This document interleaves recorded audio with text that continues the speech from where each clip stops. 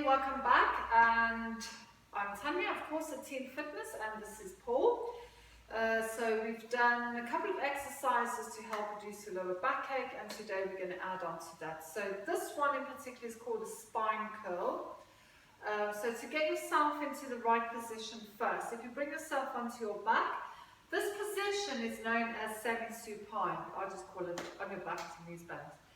So to start off with, you want to make sure that your knees are in line with your hip bones. So especially women, we say to them, have your knees hip width apart, and they still have their knees that wide. Hips are not that wide. So knees are in line with your hips, and your feet are in line with your knees. Hands are lengthened down the bottom.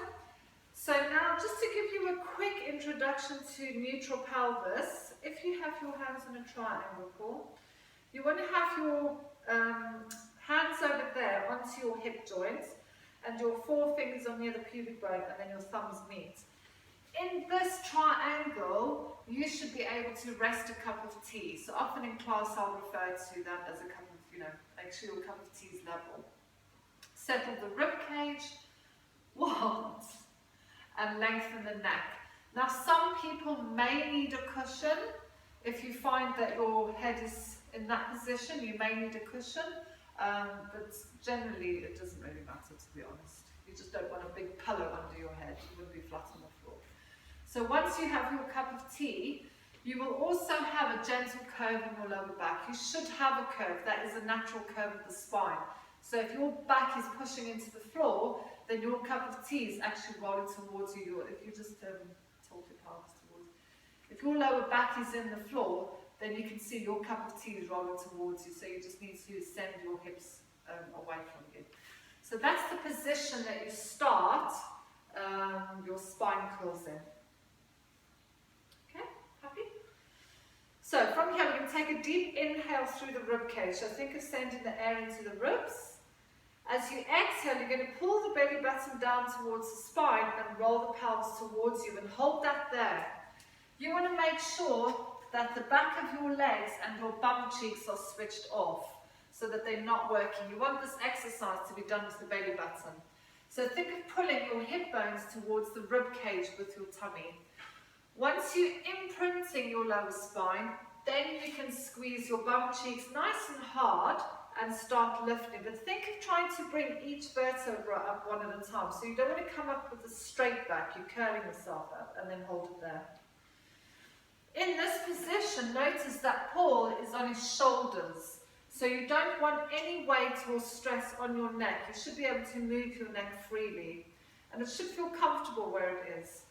So take a moment in this position and make sure that you're squeezing your bums. Think of sending your pubic bone up towards the ceiling, so that's going to make your bum cheeks work harder. That's going to open up this hip joints and create a bit of stretch in there. And think of sending the weight away from you, so towards me, so stretching. So you should feel a stretch along there, and again, if you're stretching the back of the legs, squeezing the back of the legs. When you come down, you are bringing again one vertebra at a time as you breathe out on the way down. And imagine there's a candle burning underneath your bum. So your rib cage is going to come down, but your bum stays up until the last thing. So it's the most important part of the spine curl is just as you start peeling up, and then that last part as you come down, because that's when your back has to curl the most. So if you're quite tight, you might find that's quite stiff there, which means this is a really good exercise for you because it's stretching, lengthening that lower back for you. What? You want to say something, do you? Well, giggling away. Well, the other week I told them, I was teaching them to put heels of the hand. We've done it thousands of times, heels of the hands there. I forgot to say of the hands, I said the heels there. And I kid you not, I had someone trying to put the, what are you doing? The heels of the hand. Oh, it's fun being a teacher. So that is, we'll just do one more, just for the sake of, we've interrupted that with a little story. So take a breath in, belly button to spine, roll the pelvis towards you, squeeze your bums and start lifting, start lifting, start lifting. Visualize each vertebra leaving when you get to the top, hold it there. Make sure your belly button is pulled in when you take a breath in, and then start to bring yourself down. So keep sending the bum up, bum up, bum up, bum up as the ribs are coming down. When you get to the bottom, just think of a release as your hips come back to the start.